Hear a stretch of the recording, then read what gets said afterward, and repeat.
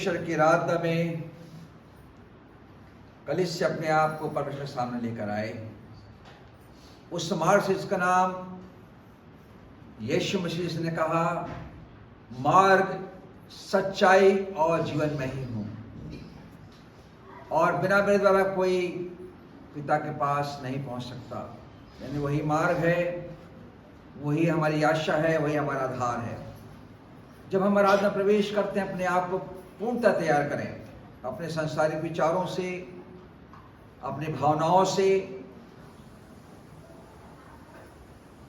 अपनी चिंताओं से अपने आप को मुक्त करें। और उस आराधना में जो आत्मा सच्चाई के साथ की जाती है, अपने आप को एक बलिदान होकर लेकर आए। एक वचन कहता है, अपने अपने शरीरों को जीवित, पवित्र और भावता बलिदान कर कुछ अर्पित करो, ये तुम्हारी आत्मिक सेवा है। अपनी आंखें बंद करें, अपने मनों को तैयार करें कि हम आराधना में प्रवेश कर सकें।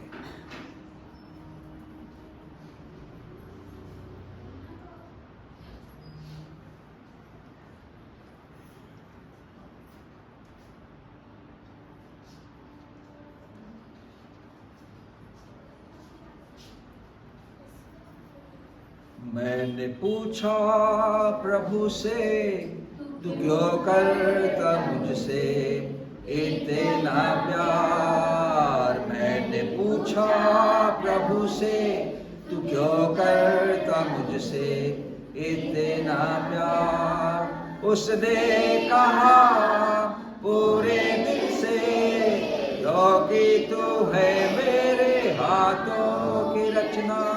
उसने कहा पूरे दिल से, क्योंकि तू है मेरे हाथों की रचना। मैंने पूछा प्रभु से, तू क्यों करता मुझसे इतना प्यार। तेरी राहों में चलते चलते कई बार मेरे कदम भटक गए। तेरी राहों में चलते चलते कई बार मेरे कदम भटक गए, फिर भी न छोड़ा तूने हाथ मेरा। फिर भी न छोड़ा तूने हाथ मेरा। तू क्यों करता मुझसे इतना प्यार। मैंने पूछा प्रभु से, तू क्यों करता मुझसे इतना प्यार, इतना प्यार। हाँ पिता परमेश्वर, हम जानते हैं कि तूने हमसे प्रेम किया और अपने आप को इकलौता बनाकर संसार को दे दिया, ताकि जो कुछ पर विश्वास करे वो नाश न हो परंतु अनंत प्राप्त करे। धन्यवाद देते हैं अपने उद्धारकर्ता प्रभु यीशु ख्रीस्ट के लिए, जो हमारे लिए बिचौली बना, जो हमारा मध्यस्थ बना, जो हमारे पास उस मेल को लेकर आया जब संसार भटका हुआ था। संसार आपको नहीं जान पा रहा था, और तब आपने अपने आप को संसार प्रकट किया। एक बालक के रूप में अपने आप को आपने बैतलहम में जन्म ले दिया, ताकि उसके द्वारा हम जीवन प्राप्त कर सकें। आज की आराधना आपको स्वीकार हो। जो गीत हम गाते, जो वचन पढ़ते, जो वचन सुनते, जो पवित्र आत्मा में शामिल होते, हम आपकी सहायता चाहते हैं। इस विनती को स्वीकार करें यीशु के नाम से, आमीन। आइए अपने स्थानों में खड़े हो जाएंगे और गीत क्रमांक 38 हम गाएंगे, परंतु उसके पहले वचन पढ़ूंगा बिना आवाज के। गीत क्रमांक 38 निकाल लें, 3-8।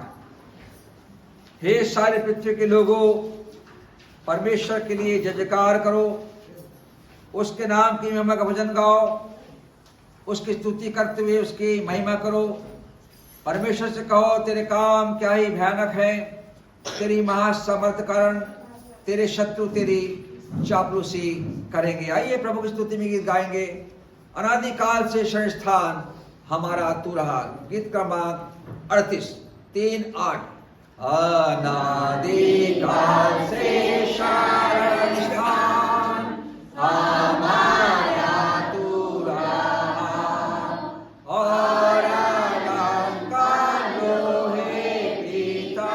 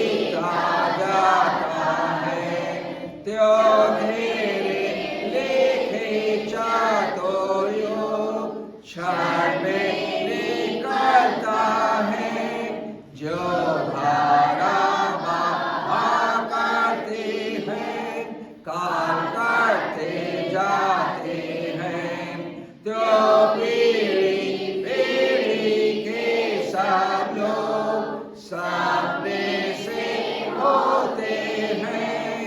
हे ईश्वर, इस दुख सागर में हमारा पालक हो, हमारा असहायक राम और आशा सदा लो।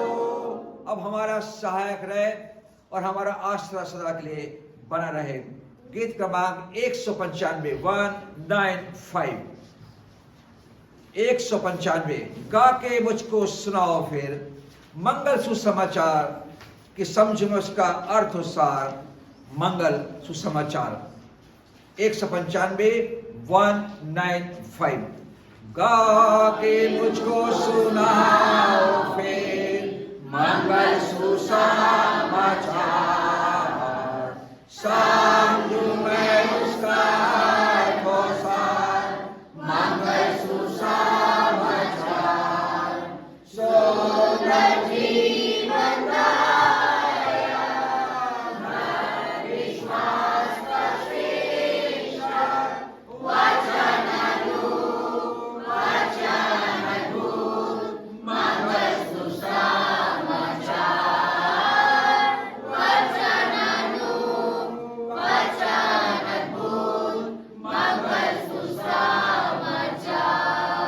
यीशु देता है सबको मंगल सुसमाचार। लोग तुम जो भी भूले हो मंगल सुसमाचार से हमको देता, स्वर्ग की ओर खींच लेता। वचन अद्भुत मंगल सुसमाचार। वचन अद्भुत मंगल सुसमाचार। जाके सबको दो संदेश मंगल सुसमाचार। देता दिलों को चैन विशेष मंगल सुसमाचार। यीशु मुक्ति दाता सबको सुनाता। वचन अद्भुत मंगल सुसमाचार। वचन अद्भुत मंगल सुसमाचार।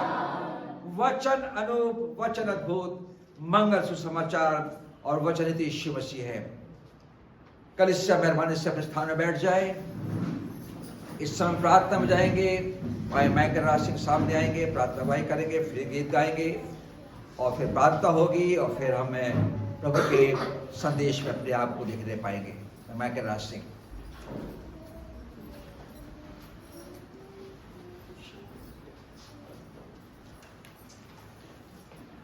आइए अपना स्वरूप झुकाएं। महान दयालु शक्तिमान प्रभु जी, धन्यवाद देते आज के दिन के लिए जो जीवन दिन है। प्रभु जी, आपने भोर का प्रकाश दिखाया, हम सबों को जीवित रखा है। बीती रात से प्रभु जी हम सबों की रक्षा मदद किए प्रभु जी। ये सप्ताह भर प्रभु जी आपने हम सबकी रक्षा मदद करके प्रभु जी आज के दिन हम सब देखने पाए प्रभु जी की आपकी आराधना के लिए आपके जो ठहराए हुए स्थान है प्रभु जी, वहाँ पर इकट्ठे हो सके प्रभु जी। आपको धन्यवाद देते हैं। कल इसके साथ प्रभु जी आपको ये प्रार्थना ग्रहण योग हो प्रभु जी। जो गीत गाते प्रभु जी आपको ग्रहण योग हो प्रभु जी। जो वचन सुनाएंगे वो भी ग्रहण योग हो प्रभु जी। जो संडे स्कूल में टीचर जो प्रभु जी शिक्षा देते हैं छोटे बच्चों को, जो उनको दास के द्वारा शिक्षाओं में प्रभु जी ज्ञान बुद्धि से जो आपके वचन के द्वारा प्रभु जी उनको शिक्षा दी गई प्रभु जी, आज वो खड़े होकर प्रभु जी आपके छोटे बच्चों को प्रभु जी शिक्षा दे सकते हैं प्रभु जी। उसको धन्यवाद देते हैं। कल इससे के हर एक घरानों के लिए हम प्रार्थना करते हैं। जो बीमार पड़े उनके लिए हम प्रार्थना करते हैं। जो दुखित हैं प्रभु जी उनके लिए हम प्रार्थना करते हैं। जो क्लेश में हैं जो प्रभु जी आने में असमर्थ है प्रभु जी, उनके लिए हम प्रार्थना करते हैं कि उन्हें प्रभु जी ऐसी बातें डालें कि प्रभु जी आज के दिन को प्रभु जी हम उत्साह के साथ प्रभु जी आपके भवन में इकट्ठे हो सके। प्रभु जी प्रार्थना करते हैं प्रभु जी, जब आप हमारे सामने प्रभु जी संसार जब प्रभु जी खड़ा हुआ है बैर के लिए प्रभु जी, पर तब भी प्रभु जी आपने हमें सहायता की है प्रभु जी वचन बोलने में, क्योंकि आपका हाथ हमारे ऊपर है प्रभु जी। जहाँ जहाँ जाते हैं प्रभु जी आपकी महिमा होने पाती है प्रभु जी। आपके सदूत हमारे साथ चलते हैं प्रभु जी, को धन्यवाद देते हैं प्रभु जी। दास लोग जो आपकी भेड़ों को लेकर चलते हैं, सुंदर वचन देते हैं प्रभु जी, उस सब के लिए लाभ रखो प्रभु जी। हम ये वचन लेके प्रभु जी अपने मनों में नहीं प्रभु जी दूसरे तक हम पहुंचाने वाले बने प्रभु जी, कि जिसके द्वारा प्रभु जी उनकी आत्माएं बचाई जाए प्रभु जी और राज के भागी हो सके प्रभु जी। जो वचन बोया जाएगा प्रभु जी, हम वो सब वचन को प्रभु जी उस कोने तक ले जाएं जो प्रभु जी जहाँ पर प्रभु जी वहाँ पहुँचा नहीं प्रभु जी। जो भूखे प्यासे आपके वचन उठाते हैं प्रभु जी, दुख उठा कर लेके जाते हैं प्रभु जी, वो आशीष कारण हो प्रभु जी। इस सरकार के लिए हम प्रार्थना करते हैं प्रभु जी, बदली जाए प्रभु जी, एक नई सरकार हम मिले प्रभु जी, जैसे कि हमने प्रार्थना किया प्रभु जी, और आपको मंजूर हो प्रभु जी। कि आपके लोगों को सताया गया प्रभु जी, तो भी हम प्रभु जी उनके लिए प्रार्थना करते हैं प्रभु जी, सताना बंद करें, उस सत्य सुसमाचार को सुने जो प्रभु जी आपने इस पूरे संसार के लिए दिया।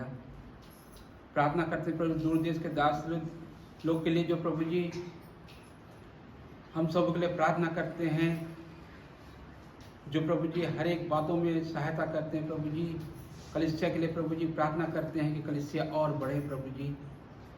गांव के चारों दासों के लिए प्रभु जी एक ईमानदारी सच्चाई से आपकी जो उनको भार सौंपा गया है प्रभु जी, वे उसमें प्रभु जी सच्चाई से आपके भेड़ों की रक्षा और प्रभु जी वचन सुनाने में सहायता करें प्रभु जी। हर एक बात आप रखते हैं प्रभु जी।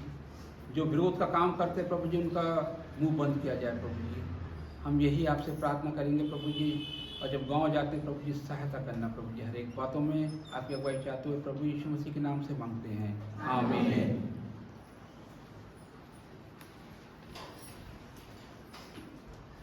प्रभु की स्तुति में एक गीत गाएंगे 367 का, प्रभु तेरा हूँ तेरे वचन से। परंतु उसके पहले मैं चाहता हूँ कि इस गीत के बाद उत्तरवादी पाठ पढ़ा जाएगा और भाई शुभम राव फिलिपियों की पहली पत्री को हमारे लिए परमेश्वर उत्तरवादी पाठ पर पढ़ेंगे। फिलिपियों पहला अध्याय 1 से अंत तक उनके माध्यम से पढ़ा जाएगा। परंतु उसके पहले गीत हम गाते हैं, प्रभु तेरा हूँ तेरे वचन से तेरा प्रेम पहचानता हूँ। हम सबको आता हूँ अच्छे सुमधुर आवाज़ में इस गीत को हम गाएं, क्योंकि बहुत ही अद्भुत गीत है। प्रभु तेरे वचन के द्वारा मैं संभाला गया हूँ, बनाया गया हूँ, रचा गया हूँ और आशीषित हुआ हूँ। 3, 6, 7 प्रभु तेरा हूँ तेरे वचन से। मैं संसार का नहीं हो सकता। प्रभु तेरा हूँ तेरे वचन से तेरा प्रेम पहचानता हूँ। मेरी आशा है कि विश्वास से मैं जाके तेरे पास आऊँ। रखो मुझको ऐ मसीह जहाँ सोगा क्रूस से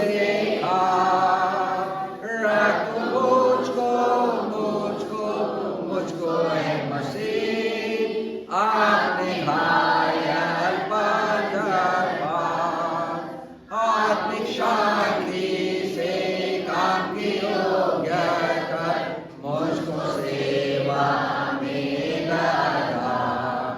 मेरा मन का स्थिर मेरी इच्छा को आपकी इच्छा से मिला। रख मुझको ऐ मसीह जहाँ सोगा क्रूस से हार। रख मुझको ऐ मसीह आपने घायल बाजार पार। अपनी प्रार्थना में जैसे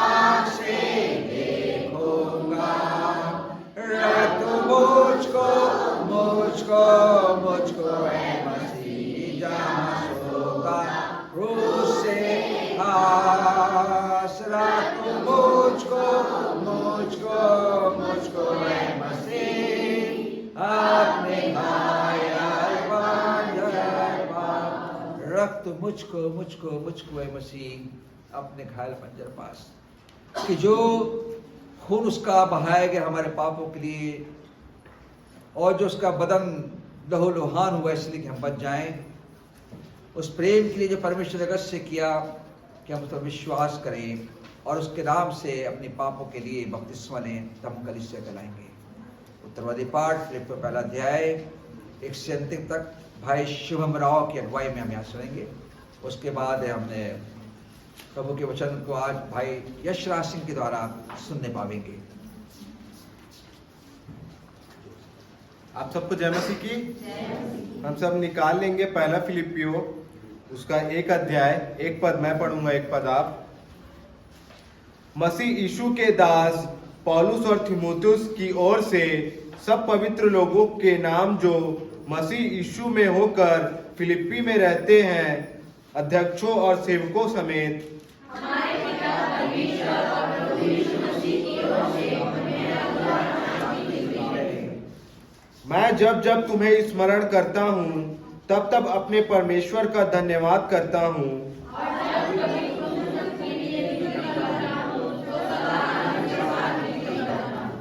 इसलिए कि तुम पहले दिन से लेकर आज तक सुसमाचार के फैलाने में मेरे सहभागी रहे हो।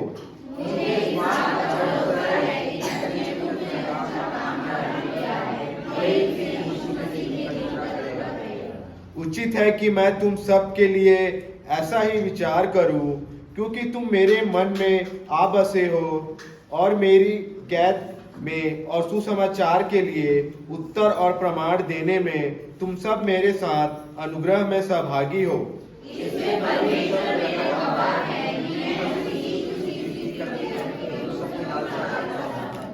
मैं यह प्रार्थना करता हूँ कि तुम्हारा प्रेम, ज्ञान और सब प्रकार के विवेक सहित और भी बढ़ता जाए,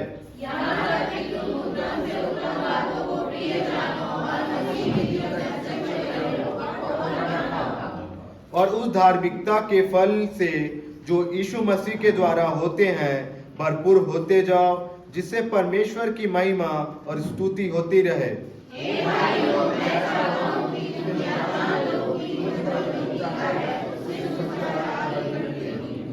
यहाँ तक कि कैसर के राजभवन की सारी पलटन और शेष सब लोगों में यह प्रकट हो गया है कि मैं मसीह के लिए कैद हूँ।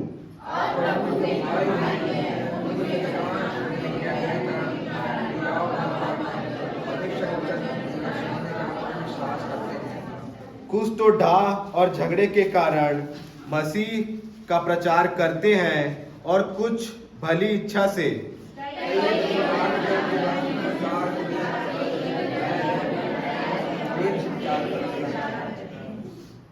और कई एक तो सिधाई से नहीं पर विरोध से मसीह की कथा सुनाते हैं, यह सोचकर कि मेरी कैद में मेरे लिए कलेश उत्पन्न करे।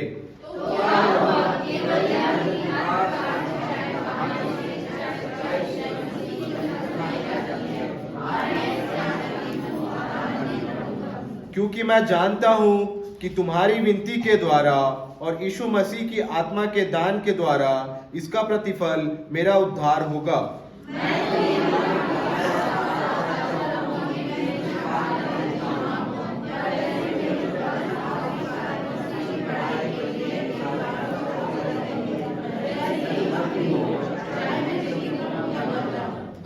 क्योंकि मेरे लिए जीवित रहना मसीह है और मर जाना लाभ है।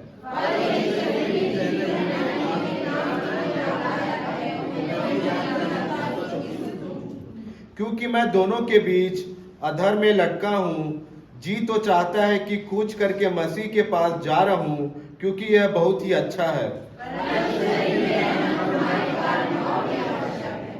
इसलिए कि मुझे इसका भरोसा है, अतः मैं जानता हूँ कि मैं जीवित रहूंगा, वरन तुम सबके साथ रहूंगा, जिससे तुम विश्वास में दृढ़ होते जाओ और उसमें आनंदित रहो।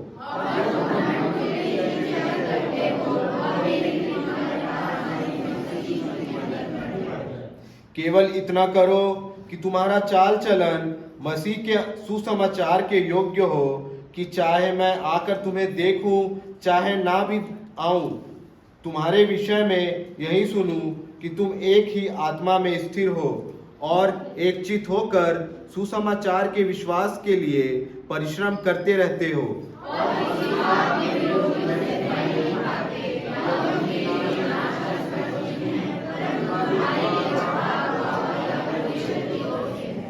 क्योंकि मसीह के कारण तुम पर यह अनुग्रह हुआ कि ना केवल उस पर विश्वास करो पर उसके लिए दुख भी उठाओ, और तुम वैसा ही परिश्रम करना है जैसा तुमने मुझे करते देखा है और आप भी सुनते हो कि मैं वैसा ही करता हूँ। आमीन। परमेश्वर का जीवित वचन जिसे आपने और मैंने और कलीसिया ने उसकी सहभागिता में एक साथ पढ़ा और समझा कि परमेश्वर वचन कैसे हमारे लिए मार्ग खुलता है और परमेश्वर क्या चाहता है कि हम सुसमाचार प्रचार करें, क्योंकि सारे संसार में सुसमाचार छोड़ और कोई भी समाचार नहीं हो सकता।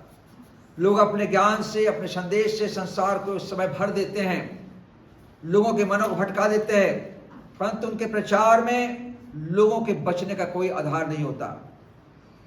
उनको पापों की क्षमा के लिए कोई रास्ता दिखाया नहीं जाता है। केवल सुनो, आओ, मीटिंग अटेंड करो, आंसू बहाओ और चले जाओ। परंतु जब पौलुस ने प्रचार किया, जब प्रेरितों ने प्रचार किया, लोगों ने अपने पापों को माना और तुरंत यीशु के नाम में अपने पापों के बपतिस्मा लेकर अपने पापों को क्षमा किया।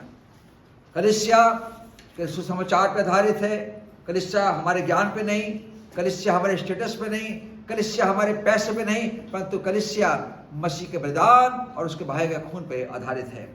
आइए इस समय हम एक गीत और गा लेंगे और उसके बाद एक प्रार्थना होगी जॉर्ज सिंह के द्वारा। फिर भाई यशराज सिंह का संदेश जो हमें लिए होगा विश्वास के ऊपर हम सबको प्रभु के पास ले जाएगा। आइए हम गीत गाएंगे। गीत क्रमांक 33। हे महापवित्र सर्वशक्त परमेश्वर, प्रातः काल आनंद से तेरी महिमा गावेंगे। गीत क्रमांक 33। इसके बाद प्रार्थना होगी। भाई यशराज सिंह का संदेश आज हमारे लिए एक नए मार्ग को लेकर आएगा। हे महापवित्र सर्वशक्त परमेश्वर, प्रातः काल आनंद से तेरी स्तुति गावेंगे। तू महापवित्र ईश्वर कृपा सागर, सर्वाधिकारी योग प्रशंसके। हे महापवित्र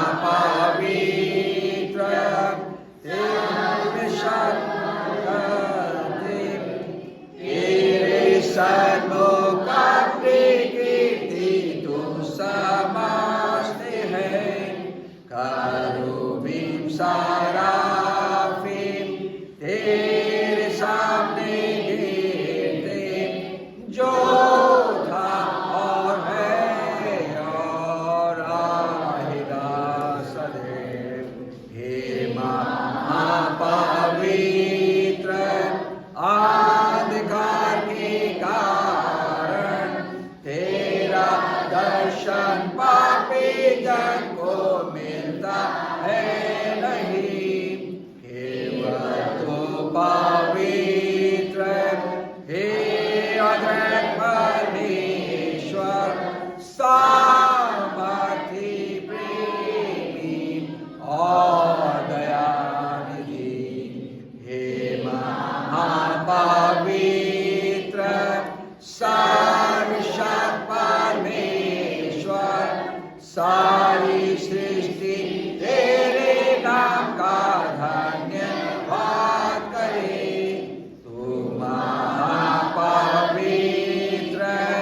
ईश्वर कृपा सागर,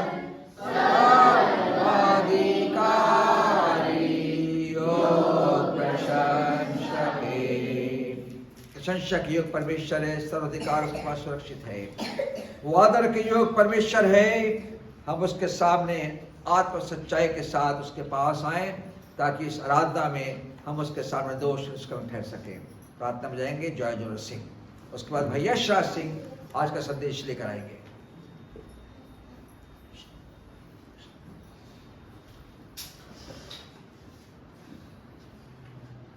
प्रार्थना में जाएंगे। धन्यवाद धन्यवाद जीवित अनुग्रहकारी पिता परमेश्वर, एक बार फिर से प्रभु जी धन्यवाद देते हैं आज के इस पवित्र दिन के लिए जो आपने हम विश्वासियों के लिए ठहराया। धन्यवाद देते हैं प्रभु जी कलीसिया के साथ, परिवार के साथ, छोटे बच्चों के साथ, छोटे बच्चों की क्लासों के लिए, उनकी शिक्षिकाओं के लिए जो उन्हें अवगत कराती है बाइबल से। प्रभु जी जो बच्चे छूट जाते हैं प्रभु जी आ सके, उनके माता पिता को बुद्धि से परिपूर्ण कर, ये ऐसी शिक्षा प्रभु जी हमेशा नहीं मिलती। प्रभु जी वो पीछे ना हो, अगर कोई तकलीफ में है, परेशानी में है, उस परिवार के लिए भी दुआ मांगते हैं। सचमुच आप महान पिता परमेश्वर हैं प्रभु जी, आपने एक दिन दिखाया, न जाने कितने लोग पिछली रात दुनिया छोड़ के चले गए होंगे, ये भी प्रभु जी हम उस परिवार के लिए दुआ मांगते हैं। धन्यवाद देते हैं कलीसिया के एक लोगों के लिए जो आ सके हैं, तेरे आंसू वचन को, अद्भुत वचन को सुनेंगे। यस के द्वारा जो वचन वो बांटने जा रहा है सबके लिए काम करने सके। एक ऐसा वचन प्रभु जी बाइबल में जो है प्रभु जी दे सके ताकि लोगों के दिलों में काम कर सके, और जो घरों में छूट गए हैं उनको बता सके। कोशिश करें प्रभु जी तेरी पवित्र मंदिर तक आने के लिए, ताकि हफ्ते में एक दिन मिलता है, कुछ घंटों की आराधना होती है, उन्हें समय निकालना चाहिए प्रभु जी। फिर भी हम उनके लिए दुआ मांगते हैं, गांव की कलीसियाओं के लिए, जहाँ जहाँ तेरे सेवक तेरी सेवकाई के लिए तैयारी कर रहे होंगे, या जहाँ आराधना लगी होगी प्रभु जी, हर एक गांव के लिए, जहाँ जहाँ हमारी विश्वासी कलीसिया चलती है, सभी कलीसियाओं के लिए हम दुआ मांगते हैं। भिलौनी, पासीद, मुड़पार, हेडसपुर, जहाँ जहाँ हमारी कलीसिया, NTPC, सीपत, सबके लिए हम दुआ मांगते हैं प्रभु जी। उनके सेवकों को पवित्र आत्मा से शुद्ध कर, ताकि तेरे वचन को अच्छे ढंग से बोल सके, ताकि गांव में वहाँ प्रचार हो सके, बहुत शायद लोग जुड़ सके। हम अपनी कलीसिया के लिए प्रार्थना करते हैं, दिन प्रतिदिन ये कलीसिया बढ़ती चले जाए। पासवान के लिए हम प्रार्थना करते हैं, जो इतनी लंबे समय से अगुवाई कर रहे हैं, उन्हें लंबी दीर्घायु दीजिए, ताकि उनकी शिक्षा से प्रभु जी हम आगे बढ़ें और ये कलीसिया दिन प्रतिदिन बढ़ती चले जाए। आज की प्रभु मेज वाटिका के लिए भेंटों को उठाए जाना, सारी चीज़ों को प्रभु जी आपके सामने रखते हैं। इस विश्वास के साथ इस दुआ को मांग लेता हूँ आपके नाम से, आमीन। भैया श्राज सिंह, आज का संदेश भैया श्राज सिंह के द्वारा दिया जाएगा। और जो वचन आज सुनाते हैं ध्यान सुनिए, क्योंकि सच्चाई का वचन, विश्वासी वचन जो परमेश्वर में देता है। भैया श्राज सिंह।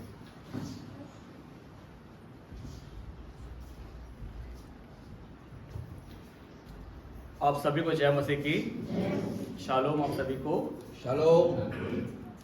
और मैं विश्वास करता हूँ कि आज का वचन हम सबको से बात करेगा। और जो विषय जो मैंने लिया विश्वास के विषय में, ये मैंने इसलिए लिया है क्योंकि मैंने इसमें जीना सीखा है विश्वास से, मैंने कि हमको मसीह में किस प्रकार से जीने की आवश्यकता है। जो मैं सीखता हूँ मैं उसी को आपके सामने बताता भी हूँ। मैं ऐसा नहीं कि जो नहीं सीखता उसको नहीं बताता हूँ। जो मैं सीख रहा हूँ मैं प्रभु के वचन से, मैं उसी को आपको बताऊँगा मैं, कि आपको भी वैसा जीने की आवश्यकता है विश्वास में। और हम निकाल लेंगे मरकुस उसका 5 अध्याय और उसका 21 से लेके 43 तक के। मरकुस उसका 5 अध्याय और उसका 21 से लेके 43।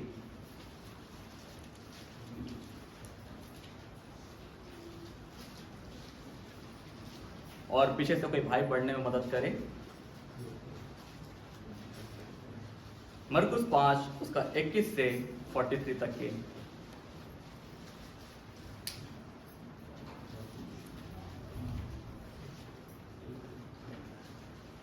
पढ़ें।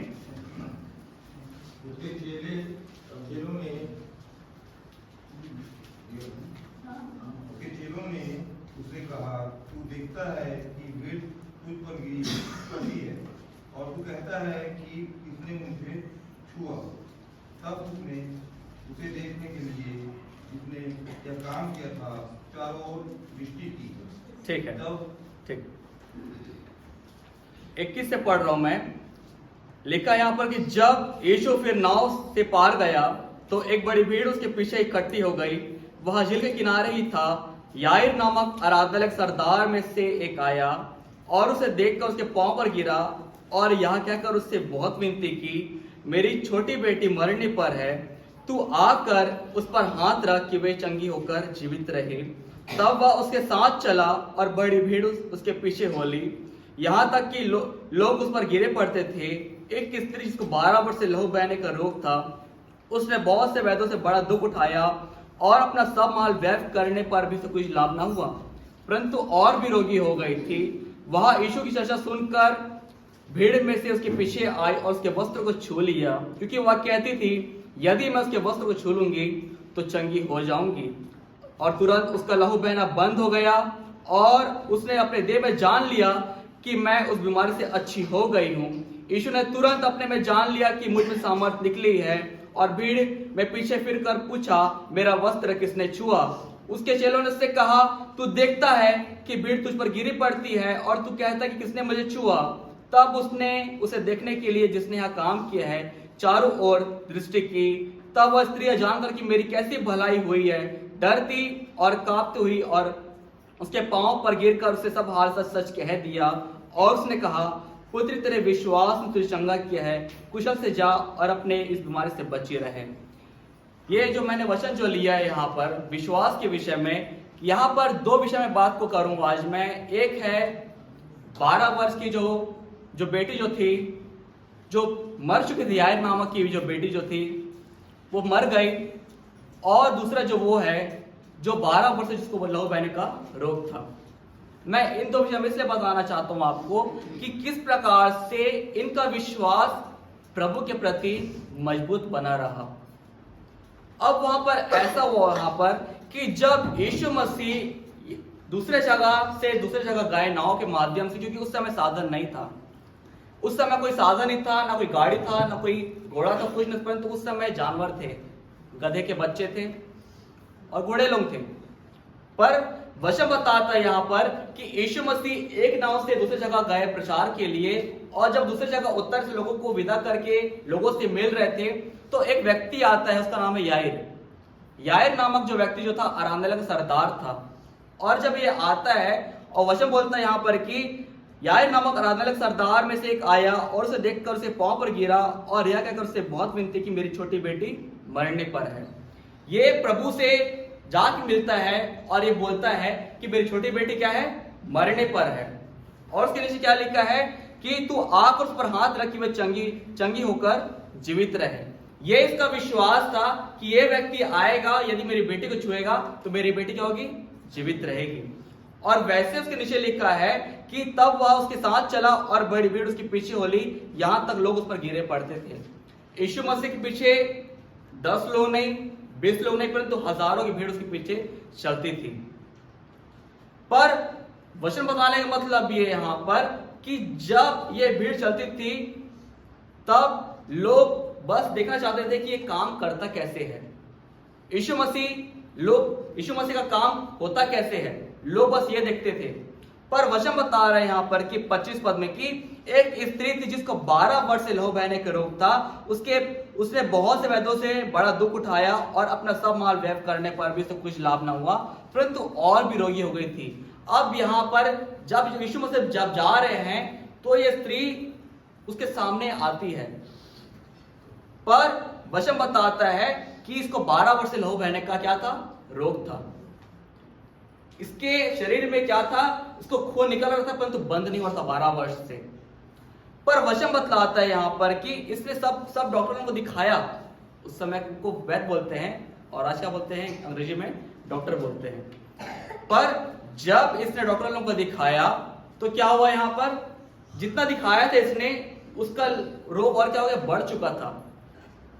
जिसने दवाई पानी कराया उसका सब पैसा खराब हो गया और उसका जितना जो रोग था सब और बढ़ चुका था उसके शरीर में। पर वचन बताता है यहाँ पर कि वह यीशु की चर्चा सुनकर भीड़ में उसके पीछे आई और उसके वस्त्र को छू लिया। ये यीशु मसीह सामने नहीं आई, पर इसने सुना कि यीशु मसीह यहां से गुजर रहे हैं और उसके शब्दों को सुन के उसके पास गए और उसके वस्त्र को छू लिया। अब यहां पर एक बात को आप समझिए यहाँ पर कि जब इसने वस्त्र को छुआ तो कुछ बोलती भी अपने मन में ये, उसके नीचे पढ़ेंगे, लिखा है यहाँ पर कि 28 पद में कि क्योंकि वह कहती थी यदि मैं उसके वस्त्र को छू लूंगी तो चंगी हो जाऊंगी। ये अपने मन में इस बात को रखी थी कि यदि मैं उसके वस्त्र को छू लूंगी तो चंगी हो जाऊंगी। आज आप और मैं जब प्रभु के पास आए हैं तो हम विश्वास से आए हैं। इस बात को हमको मानना पड़ेगा और अंगीकार करना पड़ेगा कि आज हम जो जीवित हैं यहाँ पर, हम विश्वास से जीवित हैं। आप अपने ताकत से नहीं जीवित हो, परंतु आप विश्वास से जीवित हो, क्योंकि प्रभु ने हमारे लिए एक आशा बनाए रखा है कि देखो मैं तुम्हारे लिए जगह तैयार करना चाहता हूं कि जहां मैं रहूंगा तुम भी रहोगे। और विश्वास ये नहीं होता है कि आप प्रभु के पास आए हो, विश्वास ये होता है कि प्रभु आपके पास आए हैं। यह विश्वास होता है ये। और जब आप प्रार्थना करते हैं, जब आप प्रभु से विनती करते हो, अपने घरों में प्रार्थना करते हो, तो आप जब प्रार्थना करके उठते हो तो विश्वास वहां से काम करना शुरू करता है। ऐसा नहीं कि आप प्रार्थना कर लिए और अपने काम में चले गए, नहीं, आपको उस बात को अपने अंदर रखना पड़ेगा कि हाँ प्रभु मुझको आने वाले समय में मेरी प्रार्थना सुन के उत्तर देगा। ये हर बात के लिए मैं इसलिए बताना चाहता हूं सभी को कि आपका विश्वास प्रभु के प्रति बढ़े। जब आप कुछ भी काम करते हो, जब आप अपनी नौकरी में जाते हो, तो विश्वास से आप जाते हो कि हाँ आज दिन मेरे लिए अच्छा ही होगा। आप जब घर से काम करने के लिए निकलते हो तो प्रार्थना करके निकलते हो। क्यों? क्योंकि आपके अंदर प्रभु के प्रति वो प्रेम है, वो विश्वास है कि प्रभु मेरे साथ में है। इसलिए हम सबको विश्वास करना चाहिए। और जिस प्रकार इस स्त्री का विश्वास था कि यदि मैं उसके वस्त्र को छोड़ूंगी तो चंगी हो जाऊंगी, आज आप और मैं भी वैसे ही आए हैं जिस प्रकार स्त्री आई थी कि यदि हम प्रभु के पास आएंगे तो आज हम जीवित पाए जाएंगे। और वैसे ही आज मैं और आप हम सब क्या है, जीवित पाए जाते हैं। हमारे लिए जीवित आशा है यहाँ पर कि जिस प्रकार प्रभु यीशु मसीह मर के जी उठे हैं, वैसे हम एक दिन जलाए जाएंगे। और ये कब होगा? जब हम इस संसार से हम चले जाएंगे तब। मैं आपके आत्मा को तैयार करना चाहता हूं कि आपका आत्मा हमेशा तैयार रहे। हम मत्ती 25 से पढ़ते हैं 10 कुंवारी के विषय में, 5 बुद्धिमान और 5 निर्बुद्धि के विषय में। 5 बुद्धिमान का भी क्या था? उनका विश्वास था कि हमारा स्वामी आएगा, हमारा दुल्हा आएगा। परंतु 5 निर्बुद्धि के अंदर क्या था? उनका विश्वास कमजोर था। पर वचन बता रहा है यहां पर कि हम सबों को विश्वास करना चाहिए। अपने आप को वैसा बनाइए जैसे प्रभु चाहता है। यदि आप थोड़ा सा विश्वास में आओगे फिर लड़खड़ाओगे तो कोई मतलब नहीं रहेगा। यीशु मसीह के जो 12 चेले थे, उनका विश्वास क्या था? डगमगाता था। हर बार वचन में पढ़ेंगे हे अल्पविश्वासी, हे अल्पविश्वासी बोलते थे यीशु मसीह अपने चेलों को। क्यों? अल्पविश्वासी मतलब ये होता है विश्वास करते थे और विश्वास नहीं भी करते थे। परंतु आज कलीसिया का विश्वास प्रभु के प्रति बढ़ना चाहिए, क्योंकि वो हम सबों को लेने के लिए आएगा, किसी एक को नहीं आएगा, परंतु हम सबको लेने के लिए आएगा और सबका लेखा भी लेगा वो। क्योंकि प्रभु में जब हम सब आते हैं, बपतिस्मा लेते हैं, तब से प्रभु का ध्यान हम पर ज्यादा रहता है। पहले भी था, पर जब आप और मैंने मसीह को ग्रहण के बपतिस्मा के माध्यम से, तो प्रभु का ध्यान हम पे ज्यादा रहता है कि मेरी बेटी कहां जा रही है, मेरा बेटा कहां जा रहा है, किससे मिल रहा है, किससे बातें कर रहा है, किसके साथ घूम रहा है, फिर रहा है। उस सब ध्यान को देखते हैं प्रभु, पर वो तुरंत किसको ताड़ने नहीं देते। जब इंसान अपनी गलती में पड़ता है, अपनी गलती में अभिलाषा में पड़ता है, तब उसको ताड़ना मिलती है कि तुम काम मत करो। इसलिए आज हम सबों को इस बात को समझना चाहिए कि प्रभु का वचन आज हम सबसे क्या बात करना चाहता है। यह विश्वास मैंने इसलिए चुना है क्योंकि मैंने अपने जीवन से इस बातों को सीखा है कि प्रभु किस प्रकार से कामों को करता है। अब मैं बताना चाहता हूं अपने जीवन से गवाही को। मेरा बाइक का लाइसेंस नहीं बना था, और जब नहीं बना था मेरे को बहुत टेंशन था इस बात का कि मेरे को गांव में जाना रहता है। और गांव जब जाते हैं मस्तूरी के रोड में, वहां पर ट्रैफिक बहुत चेकिंग चलता है पुलिस का, और आए दिन चेकिंग चलते रहता था, एक दिन नहीं, 2 दिन नहीं, हर हफ्ता। और डर लगता था कब मुझे पकड़ ले, कब मेरा सामान चेक हो जाए। पर मैं जब घर से निकलता था प्रार्थना करके कि प्रभु मुझे बचा लेना, मुझे बचा लेना, मुझे मेरी सहायता करना। जैसे ही वो जहां पर पहुंचता था मैं प्रभु की तरफ देखता था मैं, और बोलता था प्रभु को कि मेरी अब मदद करना। इतने सारे पुलिस खड़े रहते थे वहां पर, और मैं आराम से गाड़ी को निकालता था वहां से, कोई रोक नहीं सकता था मैं वहां पर, क्योंकि मैंने अपना विश्वास को प्रभु में बनाए रखा था उस समय तक के। यदि मैं लड़खड़ाता और विश्वास में डगमगाता मैं, तो मैं पकड़ा जाता। पर ऐसा नहीं हुआ। एक बार नहीं, 2 बार नहीं, करीब 3 बार मेरे साथ ऐसा हुआ, और 3 बार तक के मैंने उस बात को महसूस किया कि प्रभु मेरे साथ बने रहे। और वैसे ही जब आप भी कुछ काम में जाते हो, जब आप भी कुछ काम में फंसते हो, आप भी विश्वास से बने रहिए, क्योंकि वो आपके साथ भी है, वो हम सबों के साथ भी है। ऐसा नहीं है कि मेरे साथ नहीं है, आपके साथ नहीं है, वो हम सबों के साथ में है। पर इस बात को उनको महसूस करना चाहिए कि जिस प्रकार से स्त्री के मन के अंदर विश्वास था कि यदि मैं उसके वस्त्र को छू लूंगी तो मैं चंगी हो जाऊंगी। और उसके नीचे क्या लिखा है यहाँ पर कि 29 पद में कि और तुरंत उसका लहू बहना बंद हो गया, और उसने अपने देह में जान लिया कि मैं उसकी बीमारी से अच्छी हो गई हूं। उसने अपने शरीर में जान लिया कि हाँ मैं चंगी हो गई हूं। यह सबसे बड़ी बात है उसके जीवन में कि यदि मैं उसके वस्त्र को छू लूंगी तो चंगी हो जाऊंगी, क्योंकि वो जानती थी कि ये कोई व्यक्ति है, कोई मामूली व्यक्ति नहीं है, ये परमेश्वर का प्रिय जन है ये। और सुनिश्चित क्या लिखा 30 पद में कि यीशु ने तुरंत अपने में जान लिया कि मुझ में सामर्थ्य निकली है, और भीड़ उसके फिर कर पूछा मेरा वस्त्र किसने छुआ। अब इस बात पर आप ध्यान दीजिए कि जब यीशु मसीह जाते थे लोग उस पर गिरे पड़ते थे, तब सामर्थ्य नहीं निकला। जब उस स्त्री ने छुआ तब सामर्थ्य निकला। इस बात को ध्यान से समझिए यहां पर कि जब लोग उस पर गिरे पड़ते थे तब सामर्थ्य नहीं निकला, परंतु जब कोई विश्वास से प्रभु के पास आया तब उसके अंदर सामर्थ्य निकला है। और वही सामर्थ्य आज हमको वचन से बताता है कि हमको प्रभु में हमेशा बने रहने की आवश्यकता है। कभी अपने आप को ऐसा मत बनाइए, कभी अपने आप को मत गिराइए कि नहीं मैं प्रभु की योग्य नहीं हूं। हम सब गिरे हुए थे, परंतु प्रभु ने हमको जगह से उठाया है। क्यों वचन बता रहा था कुलुस्सियों के अध्याय के 13 पद में कि उसी ने हमको प्रिय पुत्र के अंधकार से हमको निकाला है, अपने प्रिय पुत्र का राज्य प्रवेश कराया है। हम ज्योति में इसलिए लाए गए हैं कि हम अंधकार से क्या रहें, दूर रहें। और वैसे ही वचन बतलाता उसने 31 पद में कि उसके चेले ने उससे कहा तू देखता है कि भीड़ तुझ पर गिरी पड़ती है और तू कहता है किसने मुझे छुआ।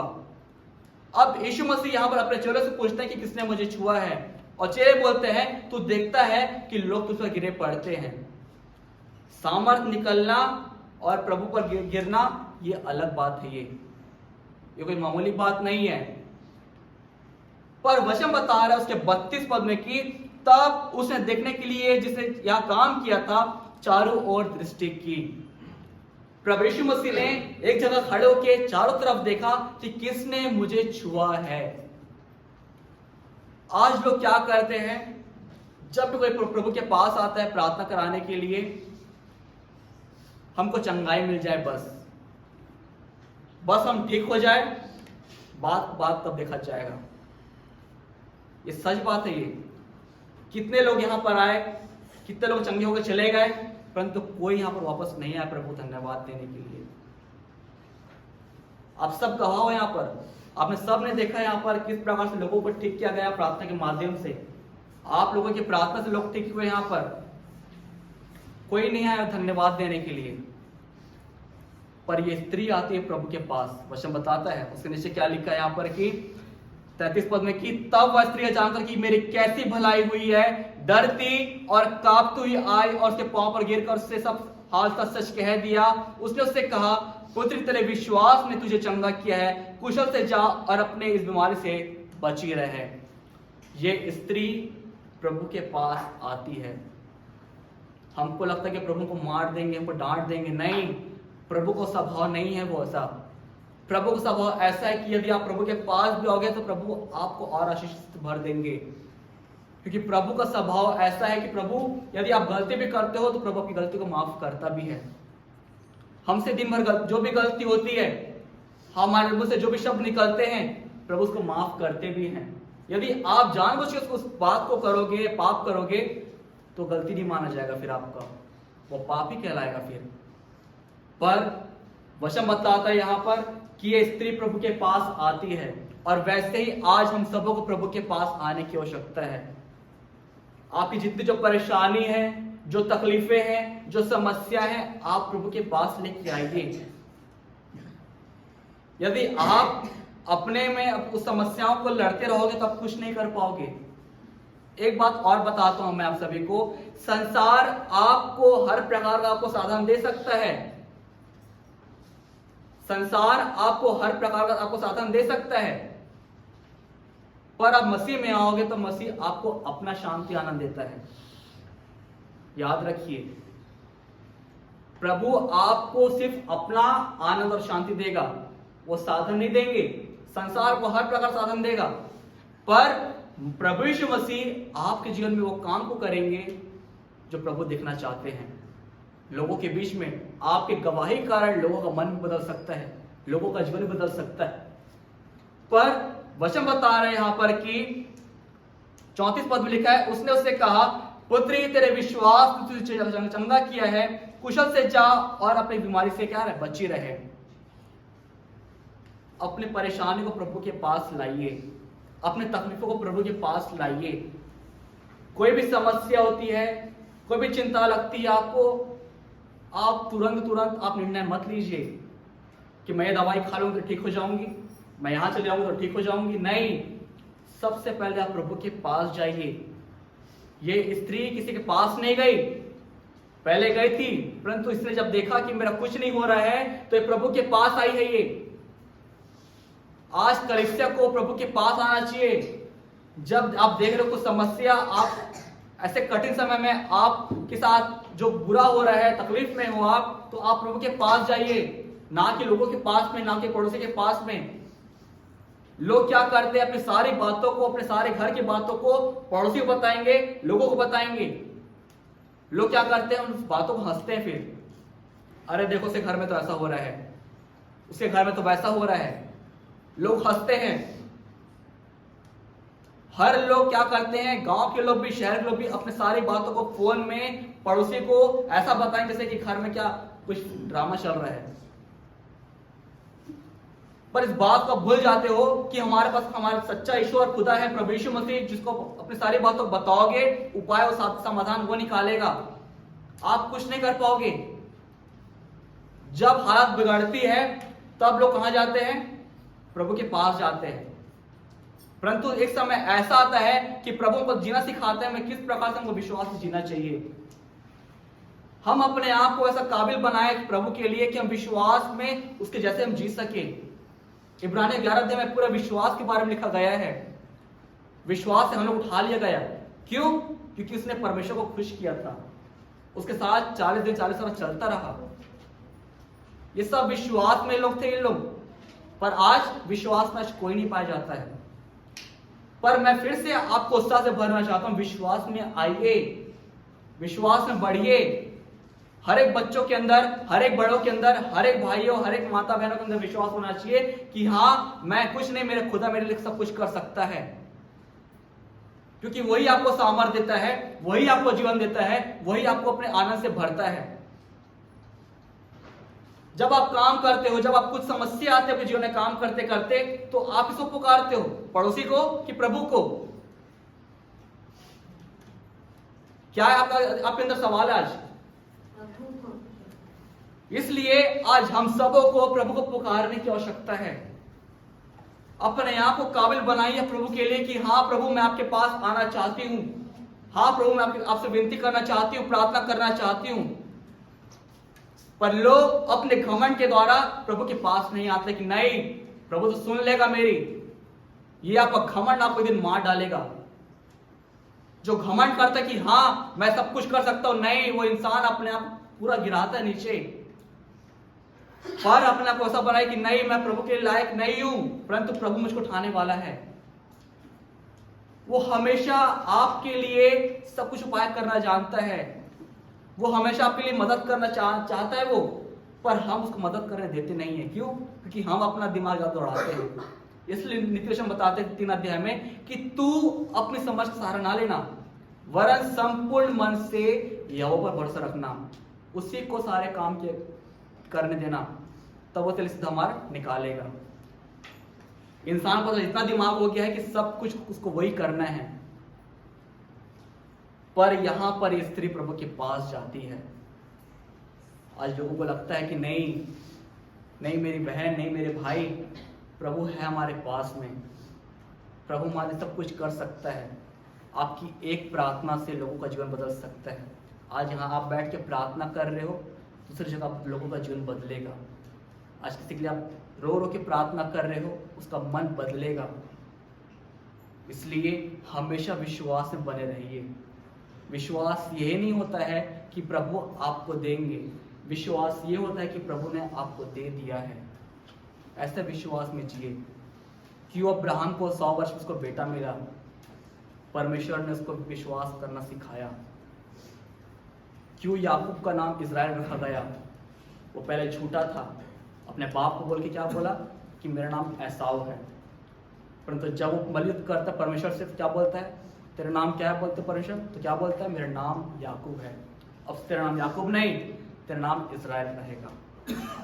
वचन में सब लोगों ने कहीं ना कहीं झूठ बोला है, परंतु प्रभु ने लोगों को ईमानदार बनना सिखाया भी है।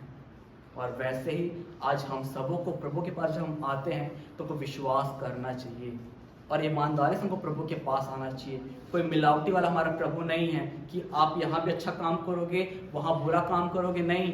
प्रभु सब चीज़ को देखता है, परंतु वो हर अपने समय में है, उसका पलटा आपसे लेगा।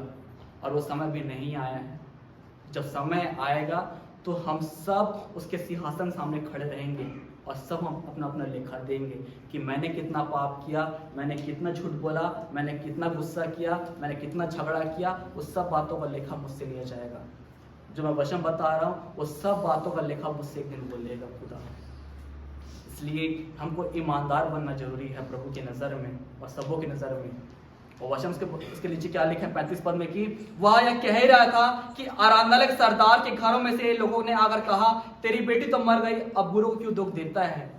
जब ये सब घट गया, यहाँ पर घटना घट गया, तब यहाँ पर एक जब व्यक्ति परिवार से आते हैं और लोग बोलते हैं, अब तू क्यों गुरु को क्यों दुख देता है, तेरी बेटी तो मर गई है। इन सब का विश्वास डगमगा रहा था, परंतु उस व्यक्ति का विश्वास था कि हाँ प्रभु मेरी बेटी को जिला सकता है। और उसमें क्या लिखा है, जो बात वो कह रहे थे यीशु ने उसको अनसुनी करके आराधनालय सरदार से कहा, मत डर, केवल विश्वास रख। आपके सामने में इतने लोग आपके सामने आएंगे कि आपके विश्वास को डगमगाएंगे।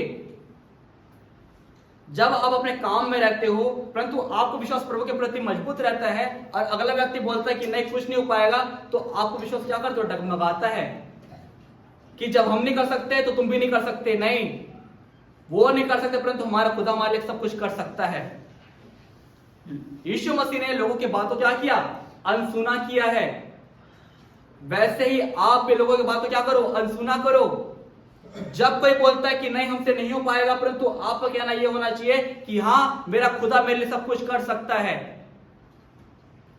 क्यों विश्वास दाऊद का मजबूत था परमेश्वर के प्रति। जब गोलियत आया उसके सामने में, कोई लड़ नहीं पा रहा था, दाऊद जाता है लड़ने के लिए क्योंकि उसका विश्वास था कि मैं सेनाओं के यहोवा के नाम से जाऊंगा और मेरी इस प्रार्थना को सुन के उत्तर देगा। और वैसा ही हुआ।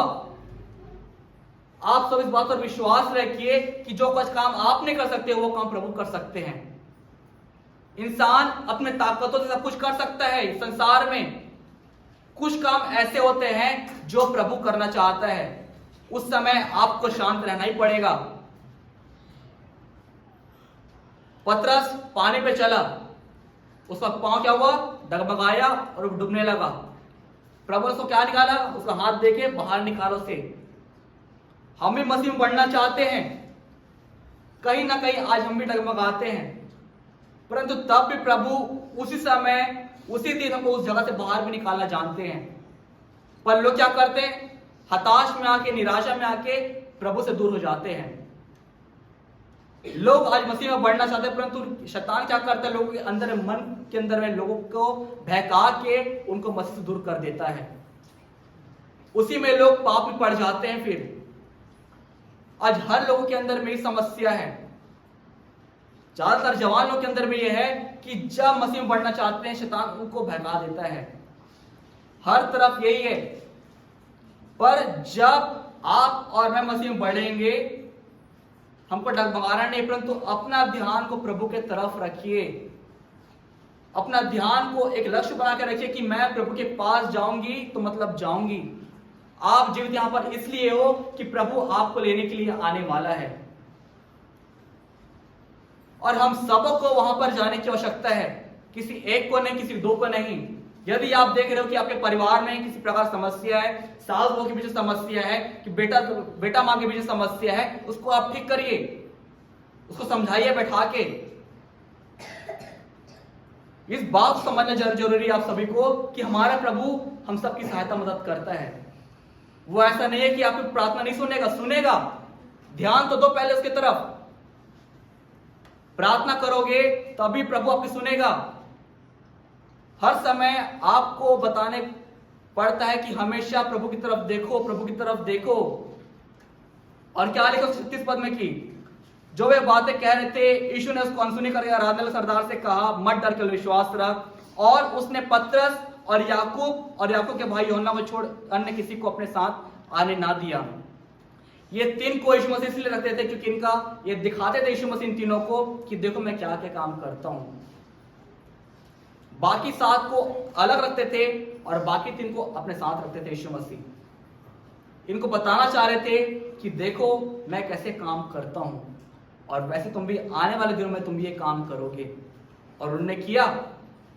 और वचन बताता उसके 38 पद में कि आराधनालय सरदार के घर पहुंचकर उसने लोगों को बहुत रोते चिल्लाते देखा। तब उसने भीतर जाकर उससे कहा, तुम क्यों हल्ला मचाते और रोते हो? लड़की मरी नहीं परंतु सो रही है। ये प्रभु ने कहा इस बातों को कि लड़की मरी नहीं है परंतु सो रही है। आज हमको लगता है कि हमारे परिवार में जो चले गए हमसे पहले वो मर गए हैं, नहीं, परंतु मरे नहीं परंतु सो रहे हैं। प्रभु की नजर में क्या है? वो सो रहे हैं। परंतु जब खुदा हमको लेने के लिए बाथरूम में आएगा, उन सबको जिलाएगा। यदि आप और मर भी जाएंगे तो जिलाएगा हम सबों को। जिस प्रकार आप सो के उठते हो सुबह को, जिस प्रकार आपके माता पिता आपको उठाते हैं, उठ जाओ, वैसे खुदा भी आपको उठाएगा। कितने बड़ी बात हमारे लिए कि प्रभु ने हमको एक जीवित आशा दी है हमको जीने के लिए, कि मरने के बाद भी हमारे लिए एक और जीवन रखा गया है, उसका नाम है अनंत जीवन। क्योंकि यीशु मसीह को जानना ही हमारे लिए अनंत जीवन की बात है। और अनंत जीवन किसका है? हमारा है। ये सबसे बड़ी बात है कि हम सबों को जानना चाहिए कि अनंत जीवन आज आप और मेरे पास में है। आज संसार के पास नहीं है, कलीसिया के पास है अनंत जीवन। कि आज यदि हम विश्वास से मरते भी हैं तो हम एक दिन जलाए जाएंगे और हम प्रभु के साथ भी रहेंगे। परंतु उस बीच में हमको अपने आप को ऐसा बदलना भी पड़ेगा। हमको उस यात्रा को हमको पूरा करना पड़ेगा जो हम संसार में रहते हैं। उस विश्वास में जीना पड़ेगा जो प्रभु ने आज आप और मेरे से कहा है।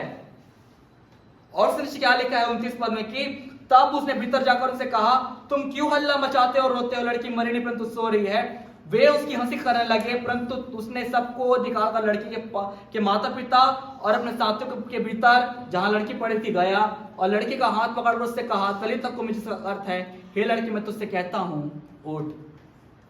ये सब बातें प्रभु यीशु मसीह ने अपने चेले और उसके माता पिता को उस रूम में ले गए और तब कहा, तलीता कुमी, जिसका अर्थ है हे लड़की मैं तुझसे कहता हूं उठ। हम भी एक दिन जिलाए जाएंगे। जो विश्वास करे और बपतिस्मा ले, उद्धार उसी का होगा और वही अनंत जीवन में प्रवेश करेगा। क्योंकि सुसमाचार यही हम सिखाता है, जिस प्रकार प्रभु यीशु मसीह पापों के लिए मारे गए, गाड़े गए और जी उठे हैं, उसने हमको हमारे लिए एक आशा रखा है, जीवित आशा रखा है कि जिस प्रकार तुम यीशु मसीह को बाद में जाते हुए देखते हो, उसी प्रकार तुम उसको आते हुए देखोगे और तुमको लेने के लिए बहुत जल्दी आने वाला है। याद रखिए, कलीसिया उसकी दुल्हन है और हमारा खुदा प्रभु यीशु मसीह क्या है? दूल्हा है। वहां पर तैयारी चालू हो गए स्वर्ग में। प्रभु यीशु मसीह हमको लेने के लिए कभी भी आ सकते हैं। परंतु आज समय में दुल्हन तैयार नहीं है। यहाँ पर लोगों का विश्वास कच्चा है, कमजोर है, डगमगा रहा है, विश्वास में नहीं है। क्यों? क्योंकि हमने अपना ध्यान को लोगों के तरफ रखा है, संसार की तरफ बना के रखा है कि लोग हमारे बारे में क्या कहेंगे, लोग हमसे क्या बातें कहेंगे, लोग किस प्रकार से हमको बोलेंगे, क्या सोचेंगे। हम उनके मन मुताबिक चलते हैं, ना कि अपने मन मुताबिक चलते हैं। जो प्रभु चाहता है हम वो काम नहीं करते हैं, परंतु जो प्रभु नहीं चाहता है हम वो काम को बार बार दोहराते हैं। आज हर एक लोग यहाँ जितने जो बैठे हैं सब लोग दूसरे के विचार के द्वारा चलते हैं। अरे मैं प्रभु के बारे में बताऊंगी तो वो हंसेगी, प्रभु के बारे में बताऊंगा तो वो हंसेगा, वो बुराई करेगा, वो विरोध करेगा। अरे करने तो ना, पर आप डरिए मत, क्योंकि प्रभु आपके साथ में है। जितने लोग जो प्रभु के प्रति आप विश्वास में आए हैं वो सब क्या करते हैं? विश्वास से पाए गए हैं, मारे गए हैं, गाड़े गए हैं लोग। ये सब की मौत हुई है, यीशु मसीह के 12 चेलों की मौत हुई है। यदि हम डर जाएंगे यहां पर तो काम कौन करेगा फिर? कलीसिया कैसे? आपको विश्वास से यहां पर आते हो यहां पर, और हम विश्वास से कहां जाते हैं कि प्रभु का काम कर सके। हर तरफ विरोध चल रहा है, जहां मैं जाता हूं वहां भी विरोध चल रहा है। लोग बोलते हैं कि यहां पर सब लोग जानते हैं कि यहां पर प्रभु यीशु मसीह का प्रचार किया जाता है, बिलासपुर से आते हैं, सब जानते हैं। उन्होंने मुझे बताया, यदि मैं डर के मारे घर में बैठ जाऊंगा ये मुझ पर हाय रहेगा फिर तो। यदि हम मसीह के लिए मरना ही पसंद करूंगा तो मेरी सबसे बड़ी बात है। पर अपने आप को वैसा विश्वास युक्त बनाइए जैसे ये लोग थे। और क्या लिखा है यहां पर कि 42 पद में कि और लड़की तुरंत उठकर चलने फिरने लगी, क्योंकि वह 12 वर्ष की थी। इस पर लोग बहुत चकित हो गए। फिर उसने उन्हें चेताकर आज्ञा दी कि यह बात कोई ना जानने पाए, और कहा इसे कुछ खाने को दो। अपने आप को प्रभु के वचन से भर के रखिए कि कभी आपका आत्मा खाली ना पाया जाए। लोग इतना संसार की बात करते हैं, इतना बात करते हैं, पूछो मत। हम सब बात करते हैं, क्यों? हम संसार में रहते हैं। आपके पास ये वचन भी दिया गया है इसको पढ़ने के लिए। ये वचन इसलिए दिया गया है पढ़ने के लिए कि आप जानो कि हमारे इतिहास में क्या क्या हुआ है। ये सब विश्वासी की दशा में मरे हैं इन लोग। सब लोग विश्वास से बुलाए गए और विश्वास में ही मरे हैं। वैसे हम एक दिन विश्वास से मर जाएंगे, पर हमको रोना नहीं है, हमको डरना नहीं है कि मर गए चले गए। इसलिए विश्वास में आइए। प्रभु ने हमको हम सबों का जीवित आशा दिया है। मेरे प्रियो, आ जाओ उसके पास में। आप और मैं कलीसिया में आए हैं, पर मसीह हमारे अंदर अभी तक नहीं आ पाए हैं। ये सच बात है। ये सोचो ध्यान से कि आज आप और मैं कलीसिया में आए हैं, परंतु आज तक प्रभु हमारे अंदर में नहीं आए हैं। चिड़चिड़ाना, बड़बड़ाना, कुड़कुड़ाना, गुस्सा करना, बकना, ये सब क्या है? मन के अंदर की बातें जो हमारे मन में जो बैठे रहती है। मैं वचन पढ़ रहा था, जो मन से निकलता है वो मुंह से निकलता है। जो अंदर जाता है वो अशुद्ध नहीं करता, परंतु जो मन से बाहर निकलता है वो लोगों को अशुद्ध करता है। इसलिए अपने आप को बदलिए। अब मैं ये बात हर तरफ बताता हूं, जब भी मुझे मौका मिलता है प्रभु वचन बताने के पहले विश्वास के बारे में बताता हूं कि जो विश्वास करेगा और बपतिस्मा लेगा उद्धार उसी का होगा, क्योंकि विश्वास सुनना मसीह के वचन से ही होता है। इसलिए मैं आप सभी से विनती करता हूं, सभी से आपसे रिक्वेस्ट करता हूं कि आप विश्वास से बने रहिए। ये छोटा सा वचन था। प्रभु सभी को बहुत आशीष से परिपूर्ण करे। जय मसीह की। विश्वास की परिभाषा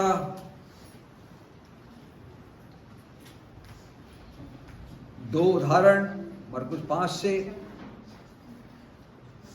एक स्त्री को 12 वर्ष से लहू बहता था और एक बेटी 12 वर्ष की थी। उनके परिवार ने, उस स्त्री ने विश्वास किया, चंगी हो गई। आराधना के सरदार ने विश्वास किया, उसने काम को देखा कि यदि तू विश्वास करे तो तू तेरा घर उद्धार पाएगा।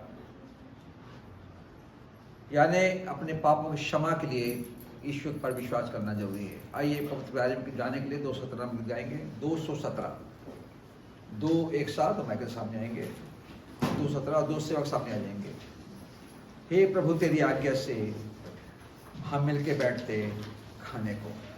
217 2:1:7।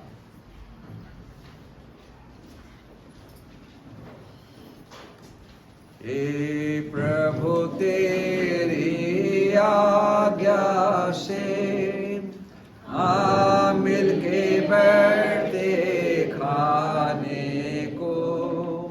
तू जैसा बोला शिष्यों से कि मुझे स्मरण योग करो।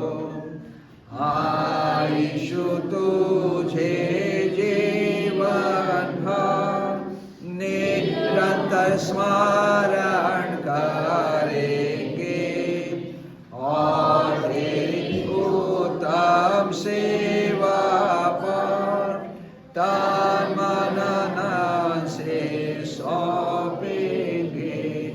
दाखरस और रोटी का दृष्टांत निज देखा तूने दिया है। राग तेरा शांति देता है, दे तेरा सच्चा भोजन है। तू दिल सबको साथ विश्वास ना खाने में निष्फलता हो और कृपा करके तेरे दास सब स्वर्गीय भोजन हो। प्रभु का धन्यवाद दें आज के दिन के लिए जो उसने हमारे लिए ठहराया, और बीते सप्ताह से अभी तक हम सबको इसीलिए संभाल कर रखे कि आज के दिन उसकी मेज में से हम खाने वाले बने हैं। क्योंकि पौलुस प्रेरित ये कहता है और यीशु मसीह ने ये भी शिक्षा दी, जो अपने चेलों को ये शिक्षा दे रहा था कि मुझे बड़ी लालसा है दुख भोगने से पहले ये फसा तुम्हारे साथ खाऊं। क्योंकि वो उस समय उसको मालूम हो गया था कि अब मेरा अंतिम दिन है और मैं ये फसा तुम्हारे साथ अपने शिक्षा दे रहा था अपने चेलों को कि मैं तुम्हारे साथ ये अंतिम भोज कर रहा हूँ।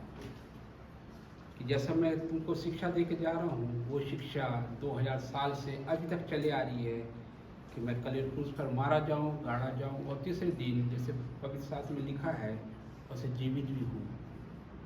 क्योंकि उसने हमारे लिए कोड़े खाए, मार खाए, कांटों का ताज पहना, बड़ी वेदना के साथ उसने हमारे लिए दुख उठाया।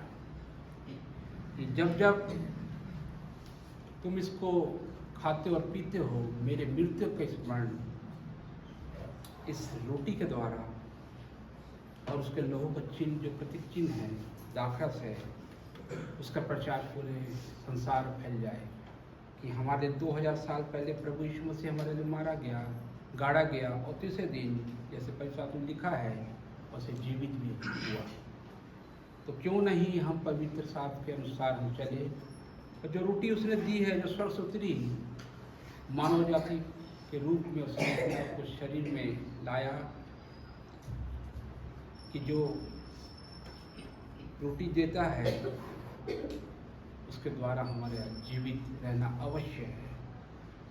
प्रभु जी धन्यवाद देते इस रोटी के लिए जो स्वर्ग से उतरी। प्रभु जी आपने मानव जाति, प्रभु जी आपने मानव का शरीर लेके कलेर क्रूस पर चढ़ गए। प्रभु जी जब हम पाप कर रहे थे प्रभु जी आपने हमारे लिए पहले मर गए प्रभु जी कि हम बचाया जाए प्रभु जी। और आपका खून जो पवित्र था प्रभु जी उसके द्वारा प्रभु जी हम अंधकार के जीवन से बच गए प्रभु जी।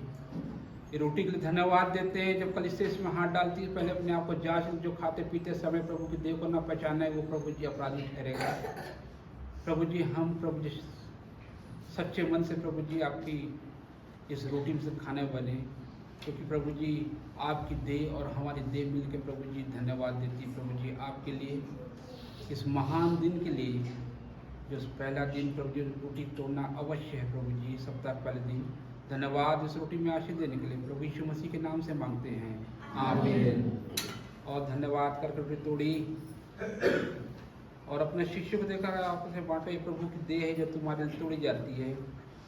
जब तक मैं ना आऊँ बादलों पर इसका प्रचार पूरे संसार में इस मृत्यु का प्रचार किया जाए।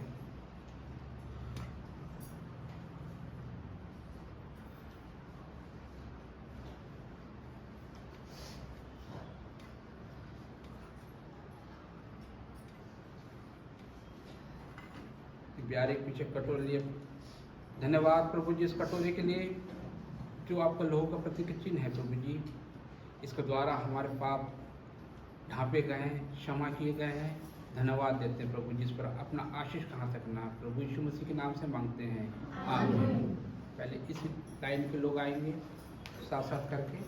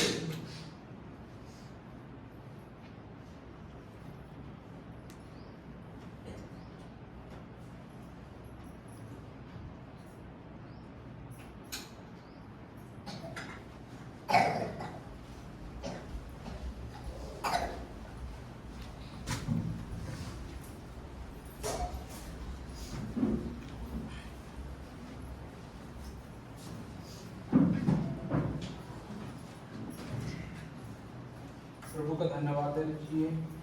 प्रभु जी धन्यवाद देते हैं प्रभु जी आपके दिन के लिए, जो सबका करने रोटी पकी है प्रभु जी, आपकी देह में से हम सब खाएं प्रभु जी, इसको धन्यवाद देते हैं। हर एक कलिसिया के घराने प्रभु इकट्ठे होकर प्रभु जी आपको धन्यवाद दे प्रभु जी, और आपकी देह को लेकर चले और आपकी शिक्षाओं में आगे बढ़ते चले। प्रभु यीशु मसीह के नाम से मांगते हैं।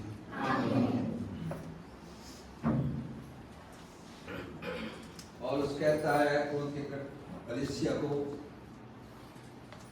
तुम में से हरेक अपने अनुसार सप्ताह के पहले दिन अपने पास कुछ छोड़ा करें। वही परंपरा 2000 साल से दान देने द्वारा कलीसिया में आशा करी जा रही है। ये दान केवल कलीसियाई कार्य के लिए होता है, सेवकाई के लिए होता है, प्रचार के लिए होता है, जिससे सुसमाचार के लिए हम बाहर जा सके, प्रचार कर सके। इससे किसी को तनख्वाह नहीं दी जाती, इससे किसी का पेट नहीं भरा जाता, परंतु ये सुसमाचार की सेवा के लिए खर्च किया जाता है, और जो कलीसिया में खर्च होते हैं उसके लिए किया जाता है। आइए देने के द्वारा जो प्रभु ने आशीष दी है, सप्ताह के पहले दिन तैयार कर आप प्रभु पास में भेंट लेकर आएंगे, बच्चे लाइन से आएंगे, घूमने लगाएंगे, वहाँ पे बड़े भी आएंगे। इस प्रकार दो सेवक सामने आ जाए बैठाने के लिए, और गीत गाएंगे, परम पिता की हम स्तुति गावे, वही है जो बचाता हमें। परम पिता की हम स्तुति गावे, वही है जो बचाता हमें। परम पिता की हम स्तुति गावे, वही है जो बचाता हमें। सारे पापों को करता क्षमा, सारे लोगों को करता चंगा। परम पिता की हम स्तुति गावे, वही है जो बचाता हमें। धन्यवाद है उसके आसनों में, आनंद से आए उसके चरणों में।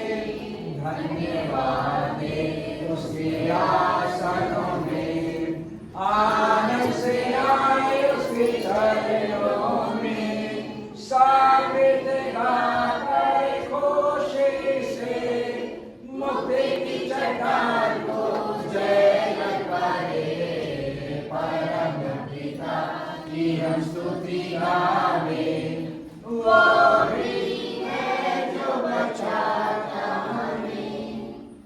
इन भेंटों के लिए धन्यवाद, इन भेंटों के लिए, छोटे हाथों के लिए, बड़ों के हृदयों के लिए और खुली भेंट के लिए धन्यवाद देते हैं। प्रभु ने यहाँ तक हमें सहायता की है।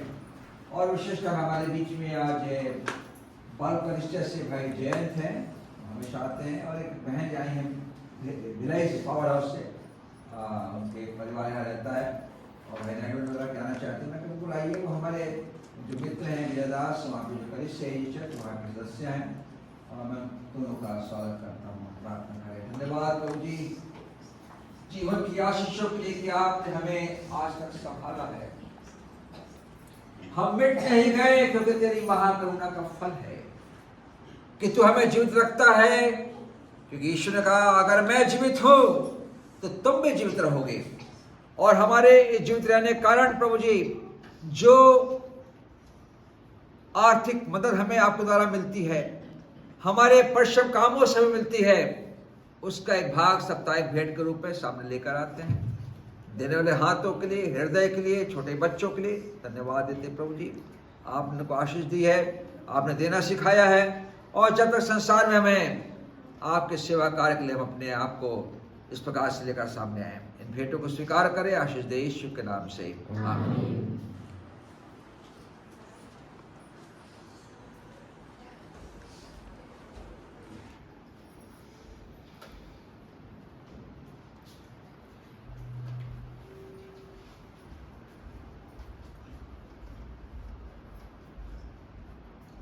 प्रार्थना करेंगे। अब हमारे पिता परमेश्वर का प्रेम और प्रभु यीशु ख्रीष्ट में गुरा और पवित्र आत्मा की सभागता सारी कलीसिया पर, जब तक यीशु मसीह का आगमन दोबारा नहीं होता, सब पर बनी रहे। आमीन। शलोम।